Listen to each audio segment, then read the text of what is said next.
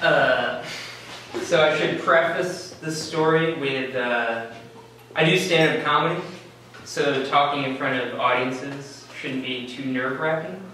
But I'm really nervous because I don't tell stories.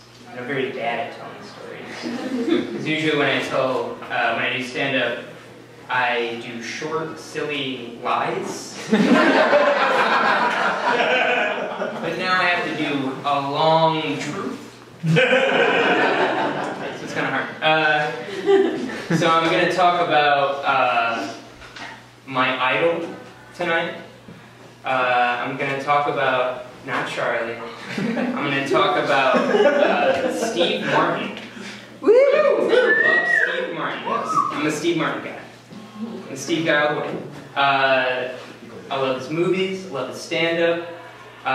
Probably seen almost all of his movies. Just name a Steve Martin movie, probably have seen it. Somebody name a Steve Martin movie? You're a jerk. Cheaper by the dozen. No.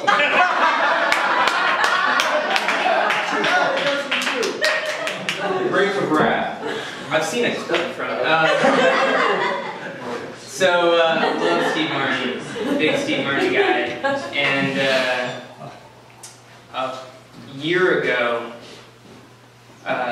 everybody knows about Jazz Fest. Yes. They had Steve Martin come to Jazz Fest. And I was really excited because I get to see him in person. So I immediately, as soon as tickets went on sale, I called the Ticketmaster, or the Jazz Fest people, and I tried to order a ticket, and they said, well, it's a little too soon ordering a ticket. You can order a ticket, but you need a special code. It's for like Jazz Fest members. And I was like, how do I get this code? And this woman was like, well, you're the first person to call, so I'll just give you the code. The code is Jazz Fest. And I'm like,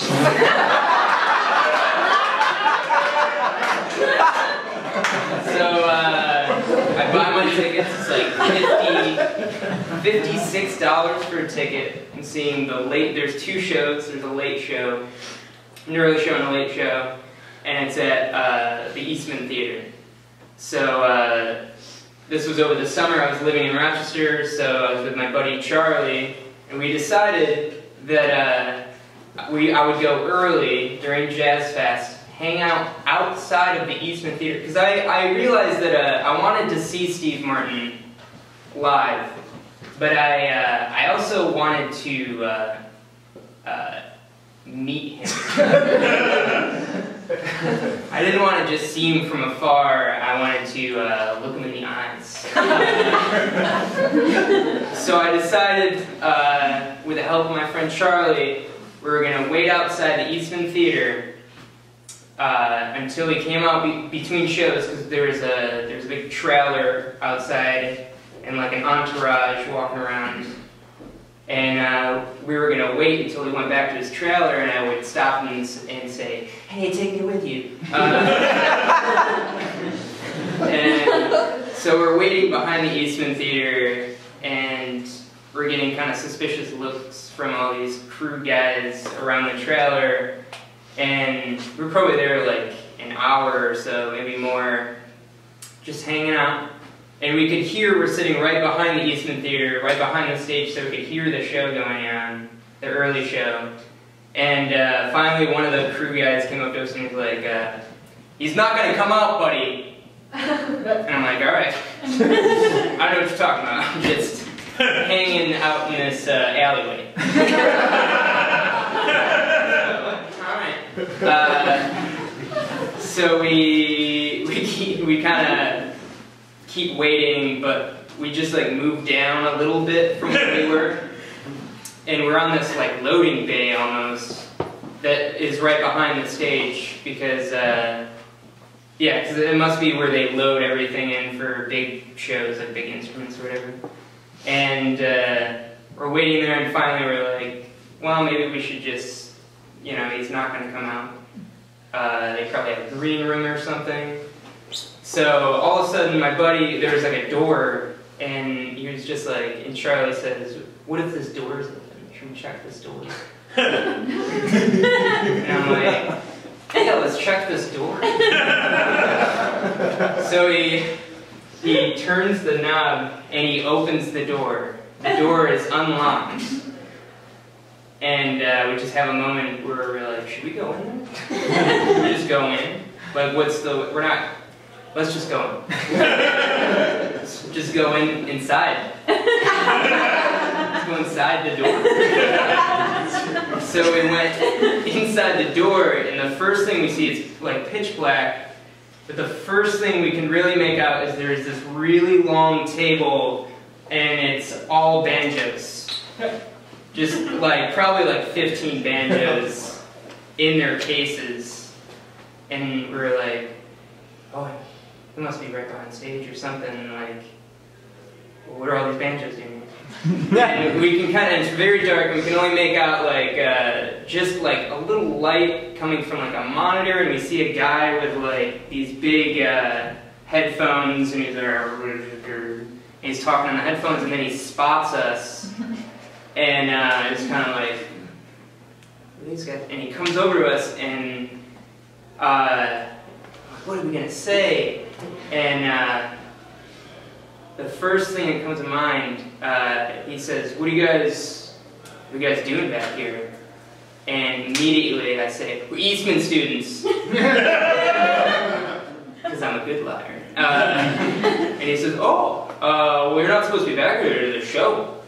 And he's like, you just come this way, you can't really stand behind here. So we follow him, and we follow him around a curtain. And Charlie and I are to the side of the stage, and we're looking on, and Steve Martin is alone on the stage playing banjo, like where that table is, pretty much. You know, maybe Woody. And I was freaking out. So it was like, oh my gosh, it's right there. And we kind of stand there, we don't know where to stand. The guy is kind of like shoos us into a hallway, and we're standing in this hallway, and we start talking about, oh my god, we're like, we got in, and we just were on the side of the stage. We saw Steve Martin. It was incredible. And then the Steep Canyon Rangers, which is the rest of his band, come down and they're like, hey, you, where's the stage? And we're like, oh, it's right there. And then, so the Steep Canyon Rangers go, and we're kind of like, how do we get out of here? And the same crew guy that was outside, he's like, he's not going to come out, buddy. Comes up the stairs and said, what the fuck are you guys doing in here?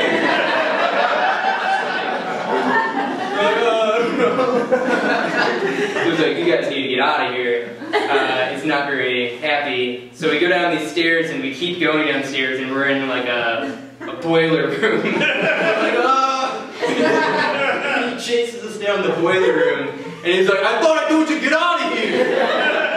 I don't know. We're boiler room students.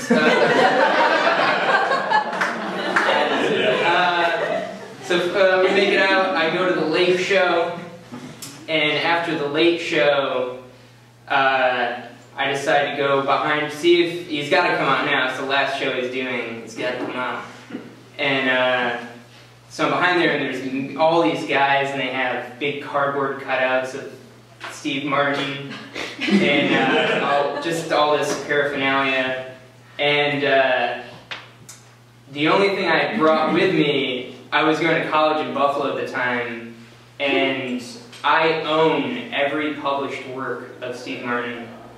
And I did not bring any of it with me over the summer, so I had nothing to bring with me. But I did find, a few days earlier, I was in a vintage bookstore, and I found like this 1968 cat book. And it was just pictures of cats, and I thought it was funny because, like, before the internet, that's what people did. So, Charlie meets me back there, and Mikey comes a little bit later, and we're waiting, and he comes out, and he's this close to me, and we get right up there, and Mikey also doesn't have any Steve Martin paraphernalia. he just has Siddhartha. So we have these things signed. Steve Martin just kind of, you can tell he like does not want to be interacting with any other humans. But he sees the Siddhartha and he laughs, which I was like, whoa. And then I hand him the cat book, and he looks at the cat book and he says, is that my cat?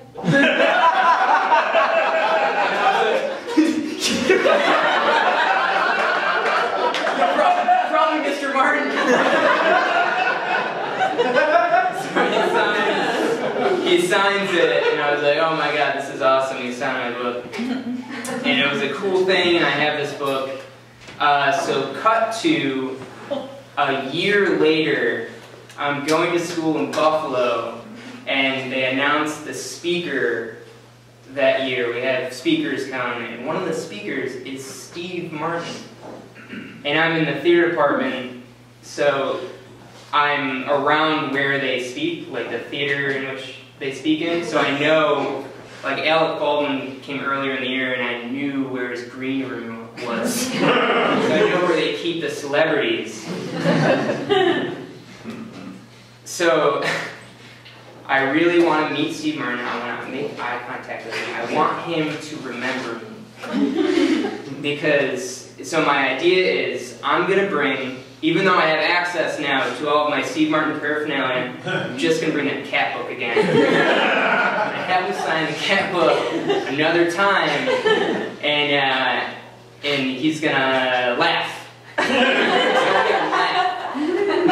So I wait outside the green room for him, and he comes out.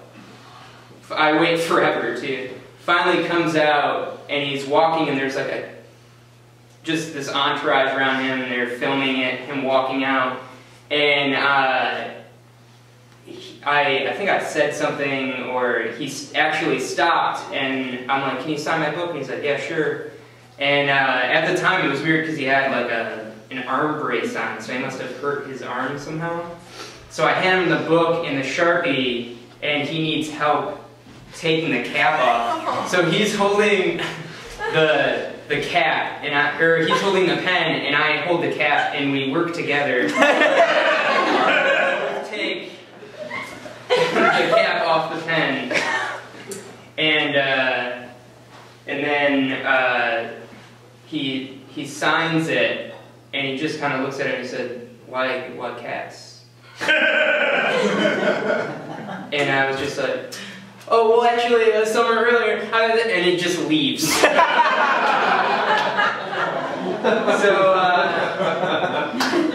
I met Steve Martin twice, had him sign the same cat book twice, and he did not remember me. But, if you guys don't know, he's going to be at Jazz Fest. And he's going to sign it.